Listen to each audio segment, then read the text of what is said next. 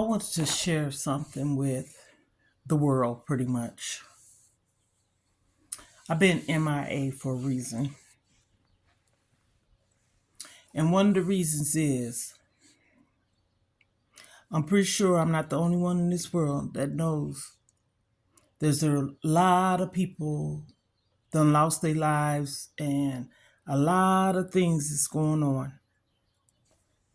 So this is what this video is about. Out of nowhere, it was a lady that shared something with me. I don't know her. She has not been following me. Out of nowhere. And she said, you teach them, you share with them because you are older and have more experience. Now, this is what she said. Not saying they didn't go through anything or going through anything, but you've been through a lot, okay? That does not mean a bad or good thing. It goes either way you want to take it. So I'm like, okay. She said, God is using you. So my sister heard it too. I got the video. There's proof of this, okay? I didn't question it, and I believe it. So I'm saying, I have already been doing this. This is what I'm saying to myself. God uses us. People are blessed in certain ways. One would probably say it's a gift, but God uses people for different things. I want to talk a little bit about grieving and mourning. And I speak about this highly because there's a difference between the two. Anybody can look it up. I've been supporting so many people in so many ways. When I lost my husband, I didn't get that support.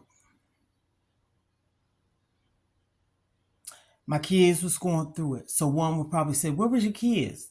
I had to support them. This was their dad. They lost. They went through it. They were sad, depressed, just a whole bunch of stuff that I had to go through and still going through it now.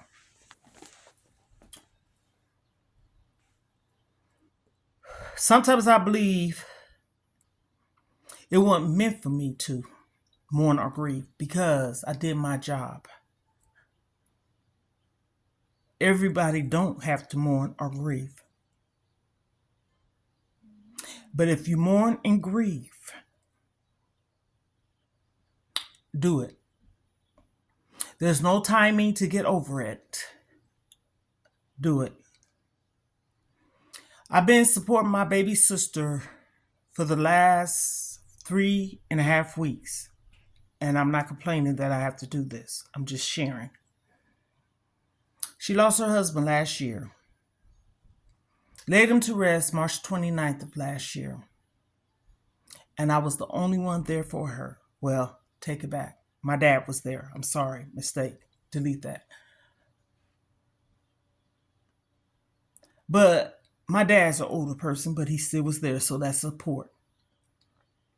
So today she wrote me a message on Messenger and told me thank you. And a whole bunch of other stuff, but it was so much needed. And I said these words.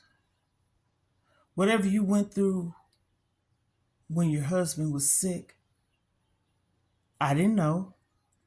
I would have been there in some kind of way. Yes, I have checked. Yes, I knew when he was in the hospital. I said a prayer for him and all the things. But we have to snap back to reality and deal with things in a different way sometimes. Family needs to come together and be together. Because I don't care if you haven't talked to a loved one in 3, 4, 5, 6 years or more. And it's something small as a disagreement or just a little dot of something you don't agree with, that person did to you, whatever. It's time to talk about it. That's why I'm going to continue to talk. I'm going to use my voice. And I speak about things because I've experienced certain things with the loneliness and not having no one to talk to, the support, crying by myself, feel like I just was not me. So I was sharing things with her and a young man today. And I started crying. I said, I'm not sad.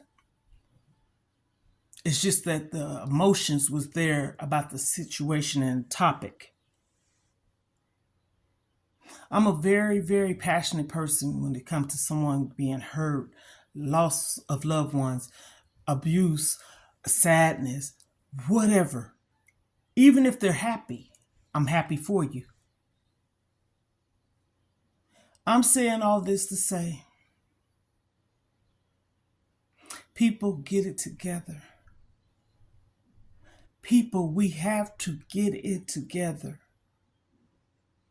I'm going to keep saying this. I have a child. Matter of fact, just hung up with her probably 2 minutes before I started this video. And today is, I'm going to put the date on this. I'm sorry.